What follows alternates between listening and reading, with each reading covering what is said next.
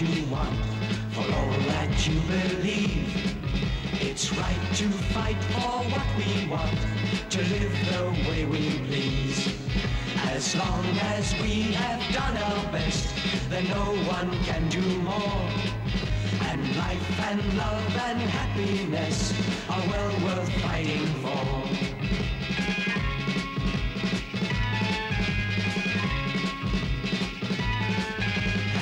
Should never count the cost or worry that we'll fall. It's better to have fought and lost than not have fought at all. Let's always take whatever comes and never try to hide. It's everything and anyone together side by side.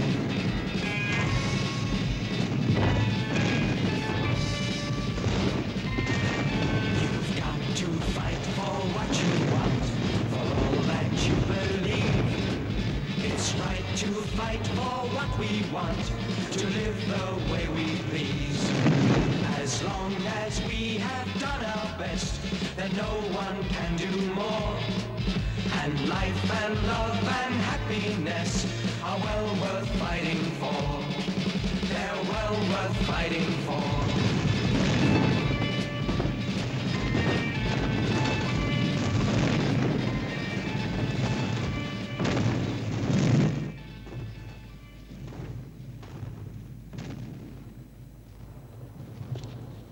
The members of the Defense Council, General. Show them in.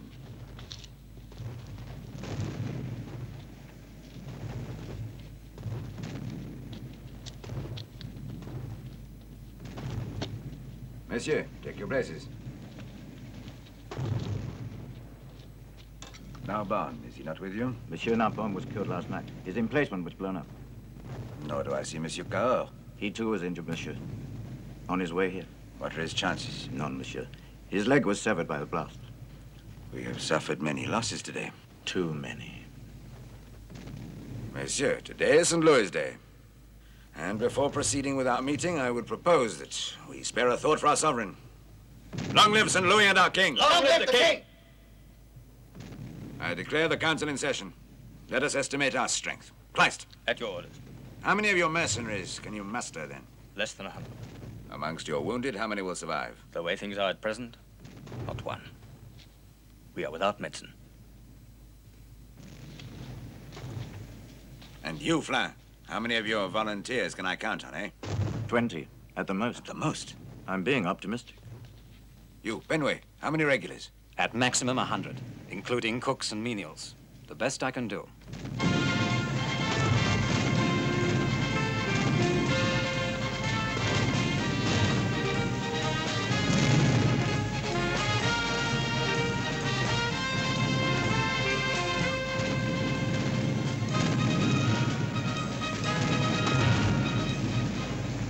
So we have a force of 150 muskets. Plus our cannons, for which we have 100 rounds left. Sufficient to repulse a fresh assault by the Spaniards. I wish I could share your optimism, Monsieur Toiras.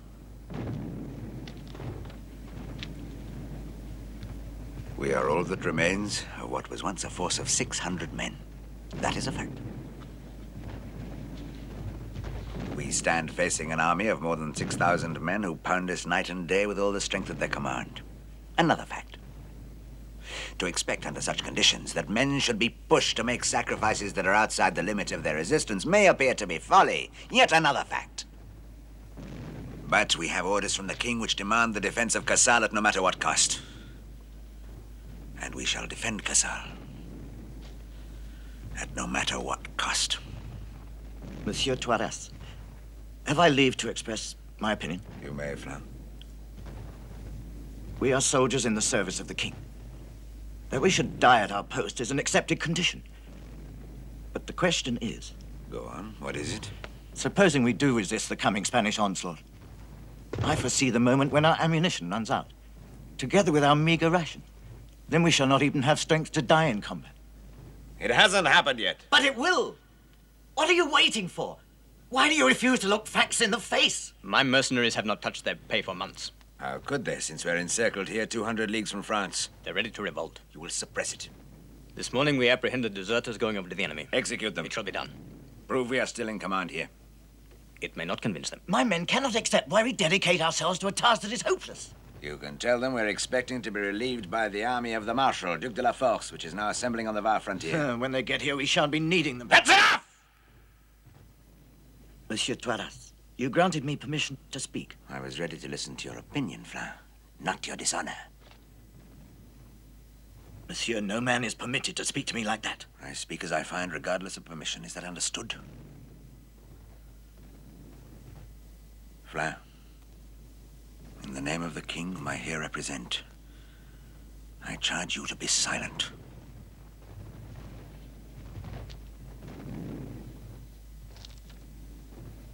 Really, gentlemen, where are my valiant companions from La Rochelle? We've been in tight corners before on the Ile de Ré and the defense of Fort Saint-Jean. And there, we were encircled by the army of Buckingham. 100 to 1 against us. Yet we triumphed in the end, and Buckingham, discouraged, shipped for home, and we took La Rochelle. We all know this is a different situation. At La Rochelle, we had the entire French force behind us. It was the enemy who was hungry. But now we are besieged. The issue that is being decided here is not what happens to us.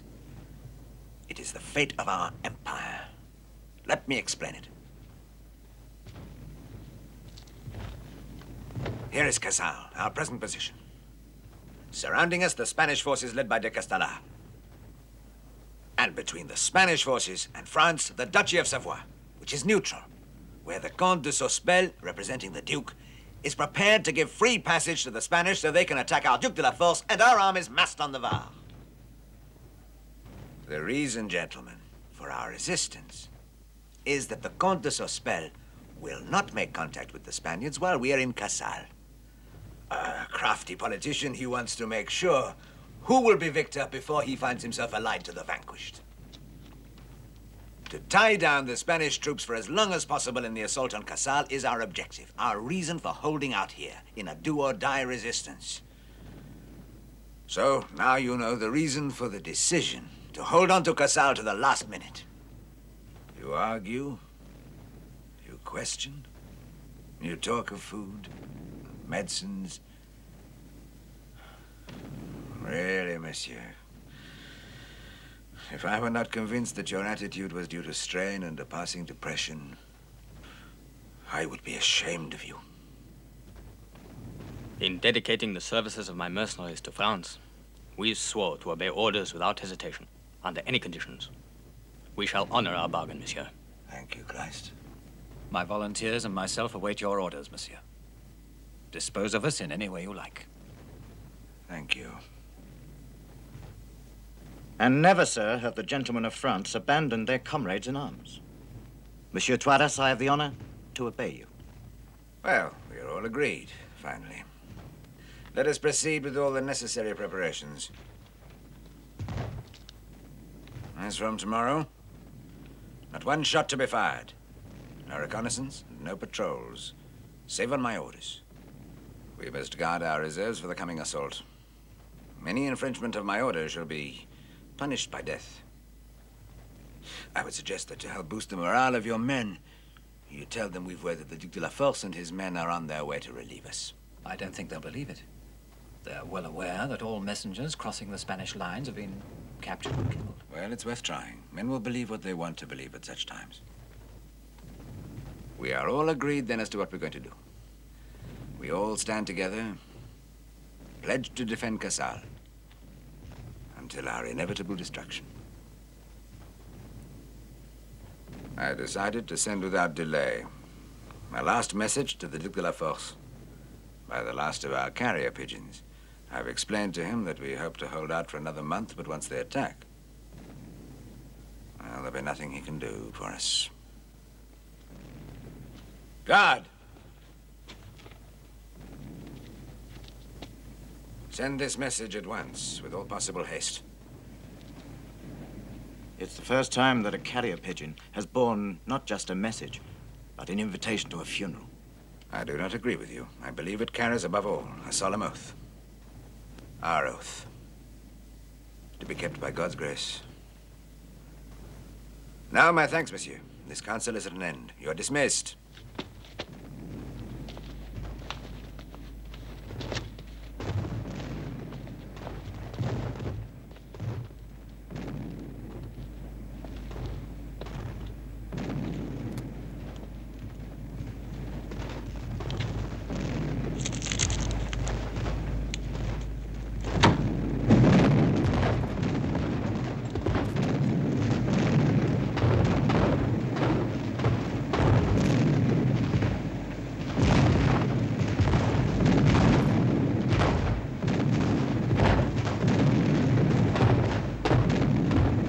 You have carried it out zealously and efficiently.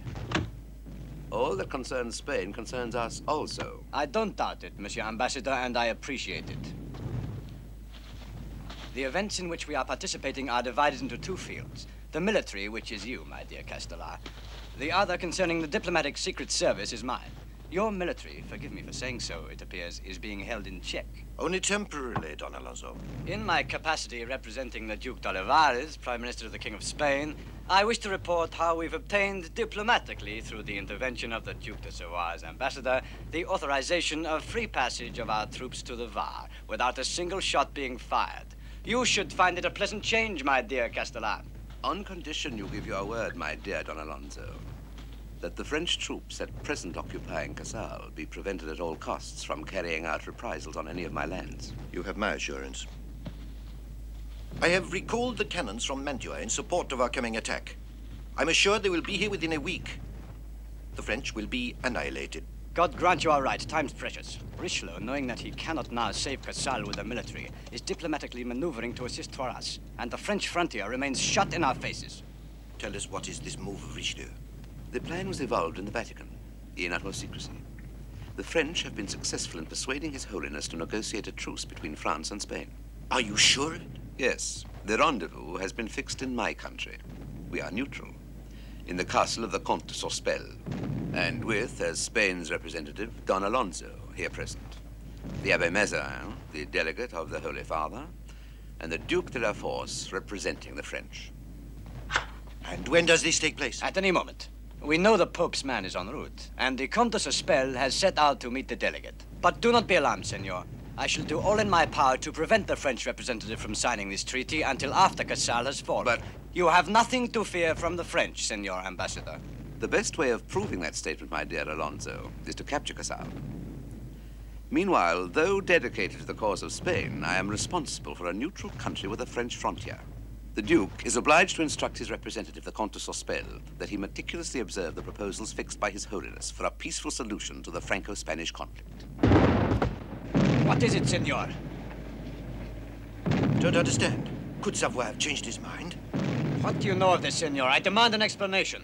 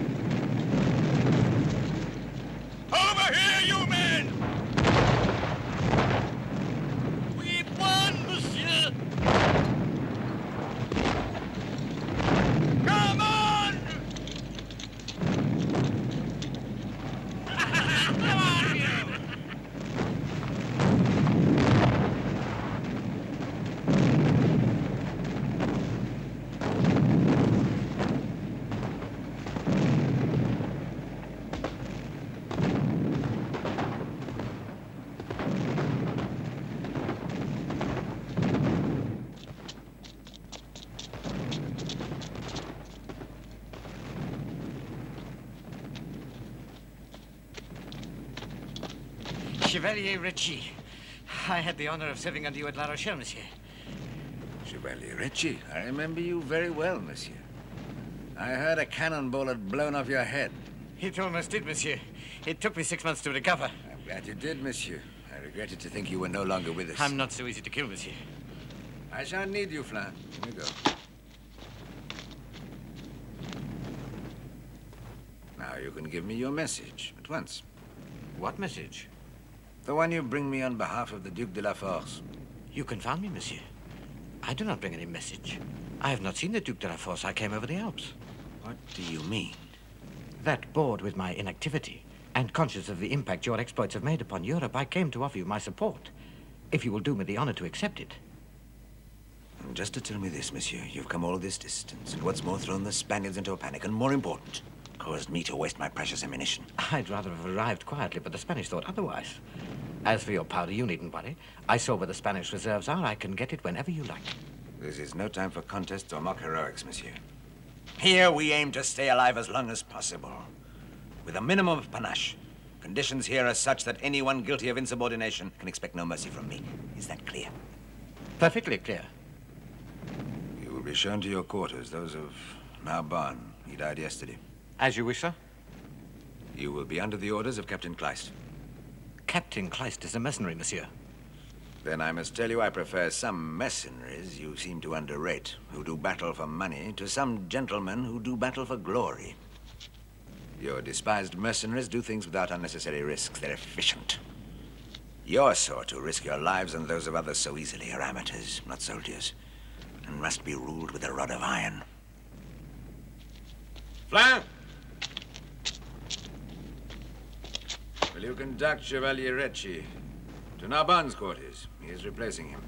At your orders, monsieur. You will from now on take your orders from Captain Kleist.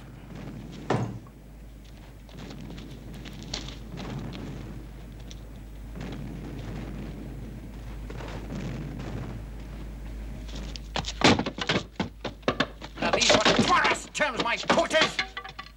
I want them cleaned up, Guillaume. I'll do my best, monsieur, but it's just a ruin. Go out tomorrow and get what you need. Where? Cassal! Poor Francois. Where do you think you are? The town's the same as this, a mass of ruins. Huh?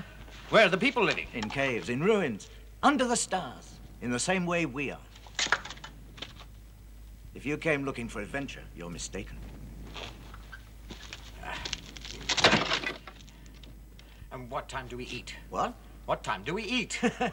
Oh, what's so amusing? I'm sorry, forgive me. Your question was so unexpected, it came as a shock. Natural, I suppose. You've just arrived, and to you it's a simple question. But to us who've lived here for 2 months, such a question is a joke. Glad my jokes are appreciated. Open your eyes. This is reality. Look around you, mon ami. Haven't you yet grasped the desperate straits we're in? You're without food? Food, water, supplies, the lot. For 2 months, we've been on half rations. From tomorrow, it's a quarter. After that, if we're still alive. Knowing Tuarez, he'll probably order that we turn cannibal before giving in. And you ask me, when do we eat? When do we eat? I only wish I knew. Does that answer you? Mon ami, come down to earth. To try and accept conditions as they are is important. This is no mere adventure. It's a desperate task. And if you're hungry, suck your thumb, Francois. Same way you did when you were a small boy.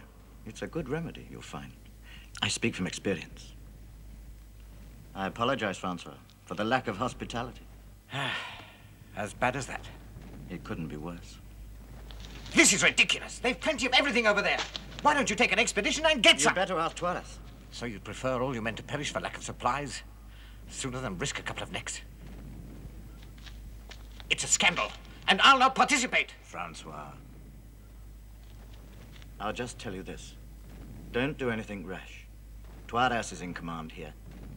Disobey his orders, and it'll cost you your head. I must do my rounds. My advice is to get some sleep. You must be very tired. I bid you good night. Till tomorrow, Henri. Ah, monsieur, I'm at a loss to understand why you stranded us in a place like this. I'm not afraid of battle. I go where you go, but famine, monsieur, is something else, and my stomach's hanging out. Don't worry, Guillaume. You'll eat tomorrow as much as you want. How? We haven't got wings to spirit us silently over the heads of the Spaniards? You weren't contemplating repeating that business like we did today. Go to bed. I want to meditate.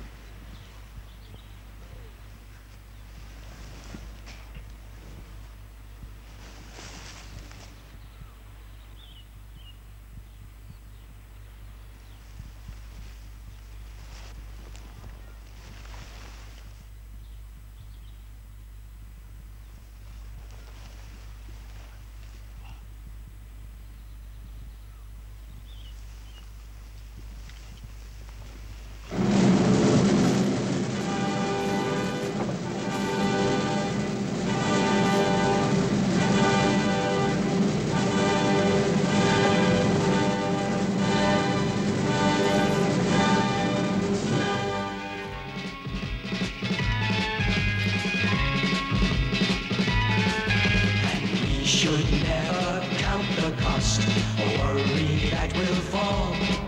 It's better to have fought and lost than not have fought at all. Let's always take whatever comes and never try to hide. Face everything and anyone together side by side.